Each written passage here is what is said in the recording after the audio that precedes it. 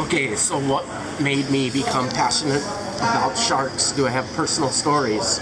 I grew up in Hawaii, and when I was about 12 or so, my best friend took me to see Jaws, the movie, and he was a better surfer than I was, and I remember he quit surfing.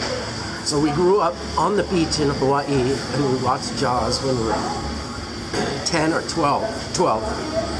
So it really affected us for the next 10 years. One of my friends stopped surfing. Since I grew up on the ocean, it stayed in my head for like the next 10 years. I'd always think, oh, the shark's coming to get me. You never want to be the last one in from surfing. Kind of silly now that I think about it. So as I grew up older, I was paddling when I was 18. I'd start seeing sharks. They'd come into our lineup when we're surfing, and they kind of just were doing their own thing. They weren't really chasing anybody. Sometimes they'd actually catch a wave, but everybody else would freak out, shark, and they'd all go in. So for the next 10 years after that, till I was about 30 or so, I occasionally see some sharks, and I always thought it was a treat to see them. So later, about 10 years ago, I had bought an apartment here in Bali, and I figured it's a great time for me to try and move from Hawaii and do something new. I wanted to do a shark cage here. In about 2 weeks, we had sharks, and our location actually got poached one night. One of the sharks was a 2.5 meter tiger shark. So that wasn't going to work, but I started thinking, hey, I can build an area that keeps the sharks out. So to answer your question about becoming passionate, I always saw like juvenile baby sharks ending up in the trash cans here, just totally being discarded, not used.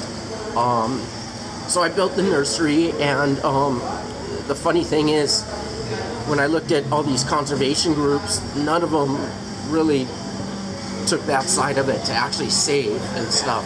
Most of them are awareness, so I couldn't really follow anybody by example. I kind of had to do my own thing, and in doing your own thing, I had the opportunity to actually work with sharks daily, and not too many people do. Scientists don't.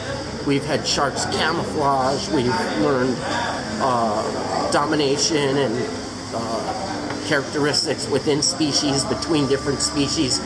So the more I learned, the more passionate I got, because nobody else knew this stuff, and luckily now we get to translate it to the researchers and stuff.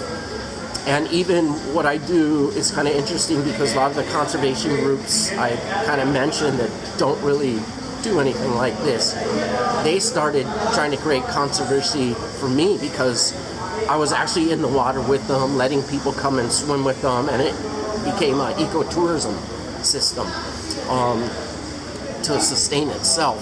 And that's where we're able to learn more and more about the sharks. We learn, like I said, they don't chase us out of the water, they don't go after us. I've been cut up, and the sharks can really care less about our blood.